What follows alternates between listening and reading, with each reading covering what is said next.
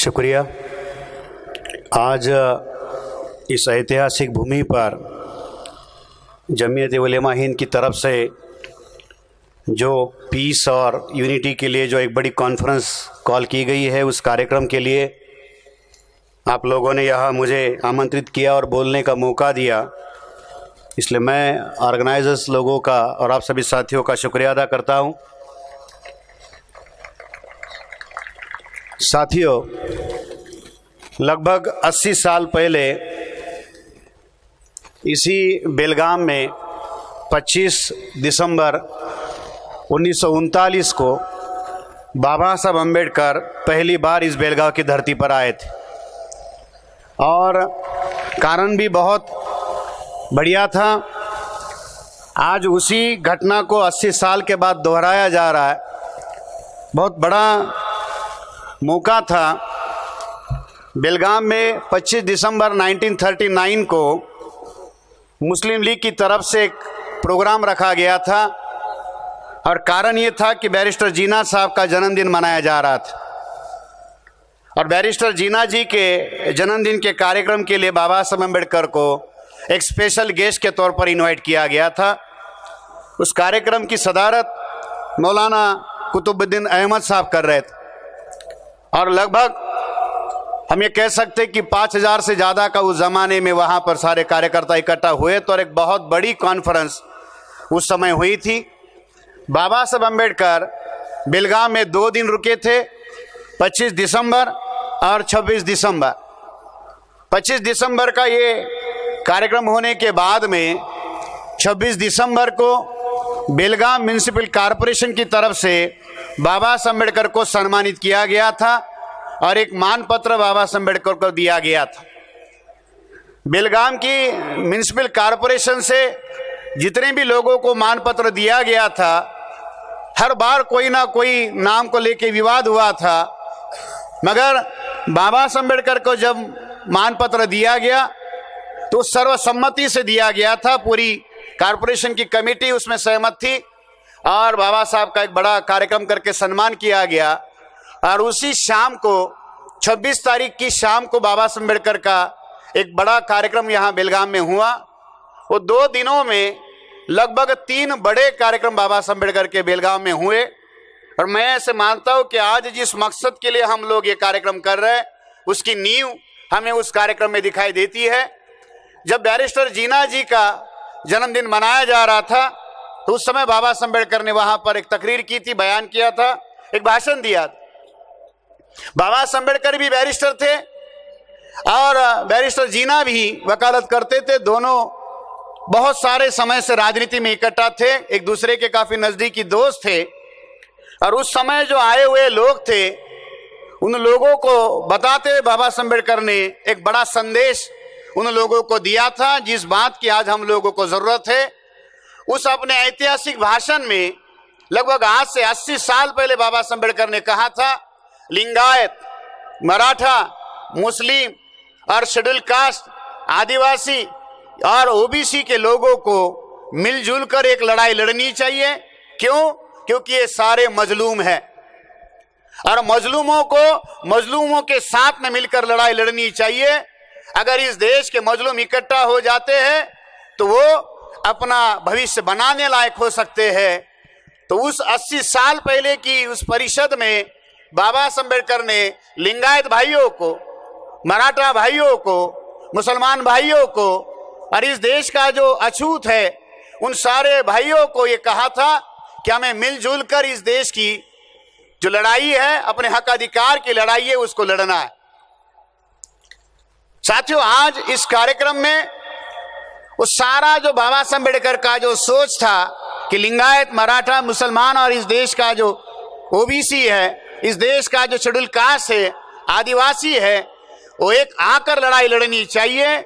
जमीयत की तरफ से साथियों ये कोशिश की गई, ये बहुत बड़ी बात है। मैं बहुत ज्यादा मुबारकबाद देता हूँ मदनी साहब और उनके सारे साथियों की इस बात की लड़ाई को आगे लेकर जाने की कोशिश हो रही है। साथियों, उसी कार्यक्रम में 25 और 26 तारीख के भाषण में बाबा साहब अम्बेडकर ने एक और बड़ा संदेश हम लोगों को दिया था। आजादी का दौर चल रहा था, उसी समय बाबा साहब अम्बेडकर ने आजादी की लड़ाई लड़ने वाले लोगों को सवाल पूछा था कि आप कौन सी आजादी चाहते हो और आपकी आजादी की व्याख्या क्या है। बाबा साहब अम्बेडकर का एक फेमस भाषण साथियों हुआ और बाबा साहब ने उस समय कहा था कि आपकी आजादी का मतलब हमारे ऊपर राज, स्वराज आपका होगा और राज हमारे ऊपर होगा, ऐसी आजादी हमें मंजूर नहीं है। साथियों, आज इस देश के हालात, इस मुल्क के हालात उसी तरीके से है। हम ये कह सकते हैं कि भारत में एक अघोषित इमरजेंसी लागू है और उस इमरजेंसी के हालात साथियों आज हमारे सामने है। इस देश के हालात अगर आप उठाओ तो अखबार पढ़ने से डर लगता है, टीवी खोलने से डर लगता है। कहीं ना कहीं देश के कोने में इतनी ज्यादा उन्मादी भीड़ तैयार की गई है। आज आपने देखा होगा कि महाराष्ट्र से ट्रेनों में भर भर कर लोगों को अयोध्या भेजा जा रहा है। कार्यकर्ता ट्रेन में जा रहे हैं, जनरल में जहां जगह मिले वहां बैठकर जा रहे हैं और जिसकी अगुवाई में ये राम मंदिर बनाने की बात हो रही है वो अंबानी के प्लेन में बैठकर अयोध्या जा रहे हैं। मंदिर बनाने की बात चल रही है सीता के पति की, मगर खर्चा उठा रहा है नीता का पति। मंदिर बनाया जाएगा सीता के पति के नाम से, मगर सारा खर्चा कौन उठा रहा है? नीता का पति। अब ये सारे के सारे चलाने वाले लोग सीता के पति के लिए कुछ नहीं कर रहे। क्यों? सीता के पति को वोट डालने का अधिकार नहीं है। राम के पास चुनाव लड़ने के लिए बजट नहीं है, चुनाव को लड़ने के लिए पैसा चाहिए। पैसा सीता के पति के पास नहीं है, पैसा नीता के पति के पास में है। तो राज आएगा भी तो राम का राज नहीं आएगा, नीता के पति का राज आएगा। आपको याद होगा जब आडवाणी ने रथ यात्रा निकाली थी उस समय में भी अंबानी ने पैसा लगाया था, और आज जब दूसरी मंदिर बनाने की बात चल रही है उसमें भी अंबानी पैसा लगा रहे। और बनियों का एक कैरेक्टर होता है जिसमें मुनाफा हो उसी में पैसा लगाता है। बनिया कभी घाटे का सौदा नहीं करता। इसलिए साथियों हमें इन परिस्थितियों को जानने की जरूरत है। हम ये कह रहे हैं कि देश में हमको शांति चाहिए, हम ये कहते हैं कि इस देश के अंदर हम लोगों को यूनिटी चाहिए। तो सवाल ये है कि इस देश की शांतता को कौन भंग कर रहा है?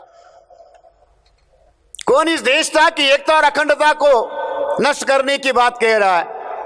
अगर इस बात को हम लोग जानेंगे नहीं, इस बात को हम लोग समझेंगे नहीं और केवल आह्वान करते बैठेंगे, साथियों केवल आपके आह्वान से इस देश के अंदर इंसाफ कायम नहीं होगा। अगर आप इस देश के अंदर इंसाफ कायम करना चाहते हो, अगर आप इस देश के अंदर न्याय और एकता अखंडता कायम रखना चाहते हो, तो क्या केवल आह्वान करने से, अपील करने से होगा? नहीं। कौन है इस देश के अंदर मसावाद के दुश्मन? कौन है इस देश के अंदर जो शांति और एकता अखंडता को खत्म करते हैं? उसको जाने बगैर, उसको समझे बगैर हम इस देश के अंदर एकता और अखंडता कायम नहीं रख सकते। आज इस देश के अंदर गाय, गोबर, गोमूत्र और गायत्री के नाम पर एक नया राष्ट्रवाद खड़ा करने की बात चल रही है। गाय, गोबर और गोमूत्र, गायत्री के नाम पर, गंगा के नाम पर साथियों एक नया राष्ट्र निर्माण करने की बात हो रही है। और उस राष्ट्र में आपकी और हमारी जगह क्या है? मैं आज यहां पर जो कुछ बातें आपके सामने कहने के लिए आया हूं, वो बातें थोड़ा सा हटके होगी। हो सकता है कुछ लोगों को झटका लगे, कुछ लोगों को बुरा लगे कि इतनी सपाट भाषा में बात क्यों कह रहे हैं, क्योंकि हमको बोलने का यही तरीका आता। साथियों इस देश के अंदर दीन और दस्तूर दोनों खतरे में है। दोनों के लिए खतरा पैदा करने का काम जारी है और बहुत बड़े पैमाने पर साथियों ये सारा मामला बनाया जा रहा है। कुछ बातों का अंदाजा आपको होगा, इसलिए साथियों कुछ बातें जो महत्वपूर्ण हैं उन्हीं बातों को मैं आपके सामने रखना चाहूंगा। हम इस देश के अंदर शांति कायम करना चाहते हैं, तो सवाल है कि इस देश की शांति को हजारों सालों से कौन संकट में डाल रहा है? साथियों, हम लड़ना चाहते हैं, इकट्ठा होना चाहते हैं, इत्तेहाद करना चाहते हैं।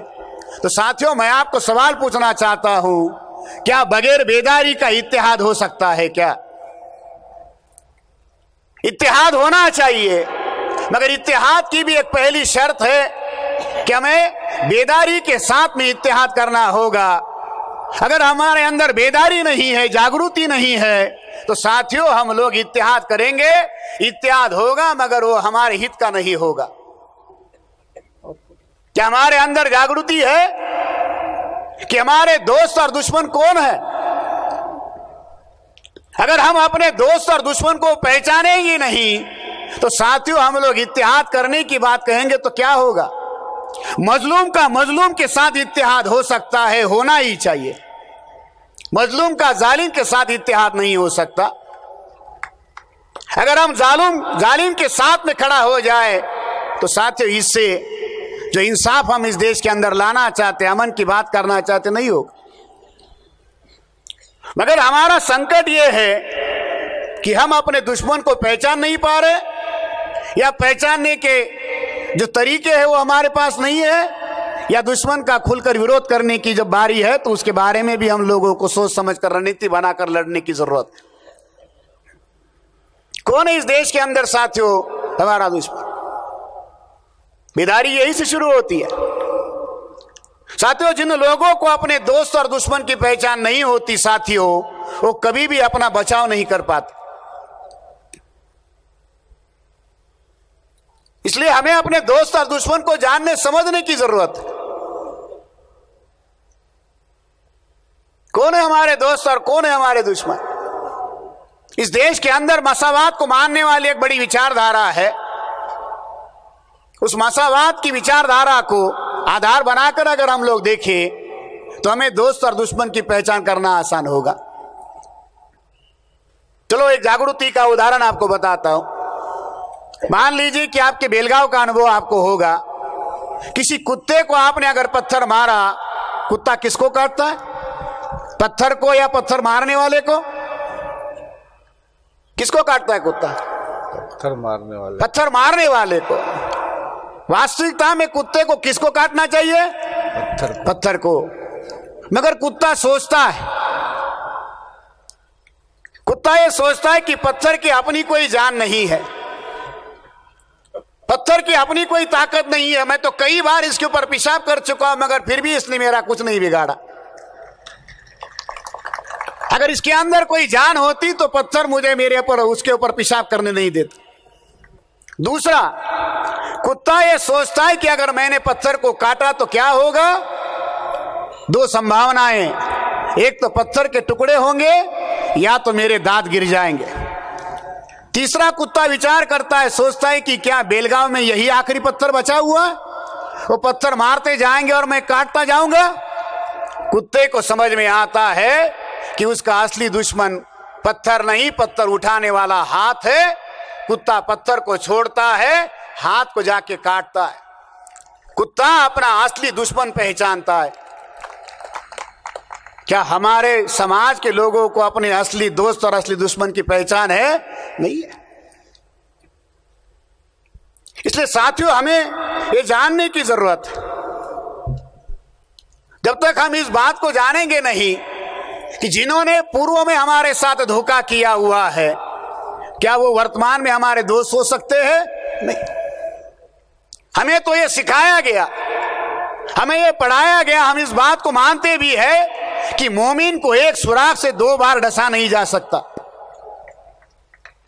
हमें ये पढ़ाया गया, हम इस बात को मानते हैं, हमारा ये अकीदा है कि एक ही सुराख से 2 बार डसा नहीं जा सकता। हर बार ये अनुभव हमारा आता है। क्यों? क्योंकि इंसानी कमजोरी है, इंसानी स्वभाव की कमजोरी है। क्या? आदमी अनुभव से कम जीता है, उम्मीद पर ज्यादा जीता है। नहीं, इस बार ऐसा नहीं होगा, अगली बार जरूर वो सुधरेंगे। इस बार नहीं किया तो कुछ बात नहीं, अगली बार जरूर करेंगे। 16 चुनाव हो गए फिर भी हमारी उम्मीद बरकरार है। ऐसा कहा जाता है कि कुत्ते या बिल्ली के बच्चे जब पैदा होते हैं, पैदाइशी उनकी आंखें बंद होती है, मगर साथियों 7 दिनों के बाद में कुत्ते और बिल्ली के बच्चे भी आंखें खोलते हैं। यहां 70 साल हो गए आजादी को, 16 चुनाव हो गए, फिर भी अगर हमारी आंखें नहीं खुलती तो क्या कहा जाए। ये फेविकॉल का मजबूत जोड़ है, टूटेगा नहीं, खुलेगा नहीं। क्या है साथियों इस देश की या हमारे मुस्लिम भाइयों की साथियों सोच? जितने भी हमारे मुस्लिम भाई हैं, हमने बहुत सारे लोगों से संपर्क किया, संवाद किया, काफी सालों से इस परिवर्तन के आंदोलन में हम काम करते हैं। एक कॉमन सोच साथियों हम लोगों को देखने को मिलती है कि हमारे मुस्लिम भाइयों के सोचने के तरीके में जो कुछ अनुभव हमको आया, वो अनुभव मैं आपके साथ में शेयर करना चाहता। पहली सोच ये बनी हुई है कि जितने भी गैर मुस्लिम है वो सारे के सारे हिंदू है। एक पहली सोच ये बनी हुई है कि जितने भी गैर मुस्लिम हैं वो सारे के सारे हिंदू हैं। दूसरी, हिंदू अक्सरियत में है और हम लोग अकलियत में हैं। तीसरा, कि उन हिंदुओं में 2 तरह के हिंदू है, एक सेकुलर हिंदू है, एक कम्युनल हिंदू है। हमें क्या करना चाहिए? तो हमें सेकुलर हिंदू के साथ में मिलकर कम्युनल हिंदू का विरोध करना चाहिए। है जहां तक हमने संपर्क किया, संवाद किया, जो बातें हम लोगों को चर्चा से ध्यान में आई, वो मैं आपके सामने रख रहा। आजादी के बाद में साथियों इस देश के अंदर एक कम्युनल और सेकुलर का एक ड्रामा, एक नौटंकी भारत में खड़ी कर दी गई। अगर हम ये सोच कर चले कि हिंदू मेजॉरिटी में है और हम लोग माइनॉरिटी में हैं, क्या ये सोच वास्तविकता में है? क्या सारे के सारे गैर मुस्लिम हिंदू है? नहीं। जिसको आप साथ लेना चाहते हो, जिसको आप अपना हमराही बनाना चाहते हो, उसको जानना समझना तो होगा।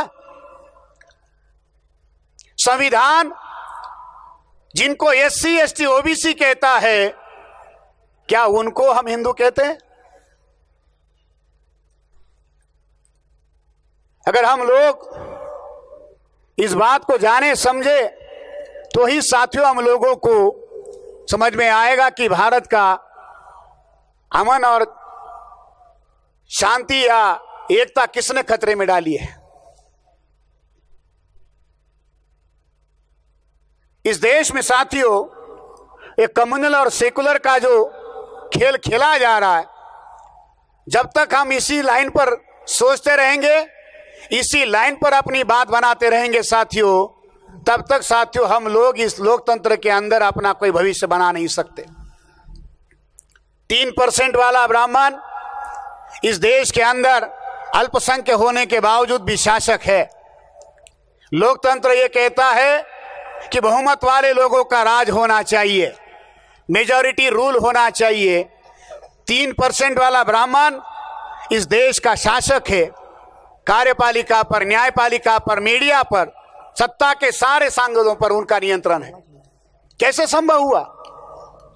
3% वाला ब्राह्मण 15% वालों को माइनॉरिटी कहकर, तो माइक्रो माइनॉरिटी है, 3% है, शासक है। कैसे संभव हुआ? SC ST OBC के लोगों को हिंदू बनाकर।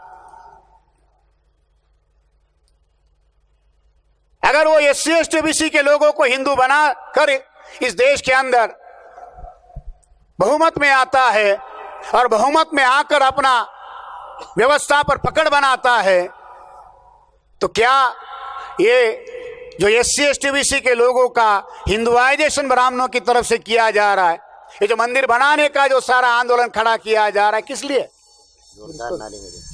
हमें इस बात को जानने समझने की जरूरत है। मुस्लिम भाइयों को, लिंगायत भाइयों को भी इस बात को जानने समझने की जरूरत है कि इस बात के लिए कोशिश की जाए। लिंगायत हिंदू नहीं है। सालों से लिंगायत इस बात के लिए लड़ाई लड़ रहे हैं कि लिंगायत हिंदू नहीं है। अगर लिंगायतों को भी हिंदू बनाया जा रहा है। आदिवासी हिंदू नहीं है, सुप्रीम कोर्ट के फैसले हैं, आदिवासियों को हिंदू बनाकर रखा जा रहा है। अभी छत्तीसगढ़ के सेंसस के आंकड़े साथियों सामने आए और एक चौंकाने वाला मामला सामने आया कि छत्तीसगढ़ में ईसाइयों से ज्यादा भी आदिवासियों का धर्मांतरण हिंदू धर्म में किया गया और प्रचार यह किया गया कि आदिवासियों को जबरन ईसाई बनाया जा रहा है। सेंसस के आंकड़े, होम डिपार्टमेंट के आंकड़े ये कहते हैं कि आदिवासियों को ईसाई बनने से भी ज्यादा जबरन हिंदू बनाया जा रहा है और उनकी गिनती हिंदू के नाम पर की जा रही है। शेड्यूल कास्ट के लोग जिनको अछूत कहा जाता है वो हिंदू नहीं है। बैकवर्ड क्लासेस के लोग, ओबीसी के लोग हिंदू नहीं है। नरेंद्र मोदी ओबीसी के नाम पर चुनाव लड़े, ओबीसी को बताया कि आपके आदमी को प्रधानमंत्री बना रहे। क्या ओबीसी को प्रधानमंत्री बनने के बाद में कुछ मिला? साथियों 2018-19 का बजट उठाकर देख लीजिए। 2018-19 के बजट में 52% ओबीसी, लिंगायत है, मराठा है, धनगर है, माली है, ओबीसी के लोग हैं। मैं ओबीसी से बिलोंग करता हूं। आंकड़े उठाकर देख लीजिए 2018-19 के बजट में 52%, जिसकी आबादी इस देश के अंदर 70 करोड़ की है, उन 52% ओबीसी के लोगों के लिए बजट में 1725 करोड़ का बजट रखा गया है। इसका मतलब एक ओबीसी को साल भर में 25 रुपए, महीने का 2 रुपए। ओबीसी को क्या मिला? चवन्नी भी नहीं। तो क्या वो शासक हो सकता है? नहीं। इसलिए साथियों, मैं आप लोगों से यही अनुरोध करने के लिए आया हूं। मेरा आज का अपना कार्यक्रम नागपुर का था, बेलगांव के कुछ साथियों ने मुझे आमंत्रित किया, इसलिए साथियों नागपुर से केवल यही एक बात मैं करने के लिए आया हूं। इस देश के अंदर जो एकता की, अखंडता की जो लड़ाई हम लोग लड़ना चाहते हैं, उस लड़ाई लड़ने के लिए हमें पहल करने की जरूरत है। मजलूम को मजलूम के साथ में खड़ा होकर लड़ाई लड़नी चाहिए। अगर हम ये कोशिश करते हैं तो साथ ही इस देश के अंदर हम अपना राज, अपनी व्यवस्था कायम कर सकते हैं। मैं ऐसी उम्मीद करता हूं कि इस बात को हम लोग समझे और जानकर इस लड़ाई को आगे लेकर जाने के लिए कोशिश करेंगे। इतनी ही सारी बात मैं आपको कहने के लिए आया हूं। अंतिमता एक ही बात कहकर जाता हूं। साथियों, इस देश के अंदर एक नाम परिवर्तन का आंदोलन चलाया जा रहा है। जो भी चीज हो उसको बदल के आगे लेकर जाने की बात हो रही है। नाम बदलने से साथियों अगर तकदीर बदल गई होती तो इस देश का नाम बहुत बार बदला गया, इस देश की तकदीर नहीं बदली गई। तकदीर बदलने के लिए साथियों हम लोगों को मिलकर ताकत निर्माण करने की जरूरत है। अगर हम इस देश के सारे मजलूम इकट्ठा हो जाए और मिलकर एक लड़ाई लड़े, इस देश के अंदर हम अपने मूल निवासियों का राज ला सकते हैं। उस राज को कायम करने के लिए आपको साथ में मिलकर लड़ने की जरूरत है। हम बामसे पर बहुजन क्रांति मोर्चा की तरफ से कोशिश कर रहे हैं। आशा है कि इस लड़ाई में हम भी मिलकर साथ में लड़ाई लड़े। आपने मुझे यहाँ बुलाया, बोलने का मौका दिया, आप सभी साथियों का शुक्रिया अदा करता हूँ। धन्यवाद। जय मूल निवासी।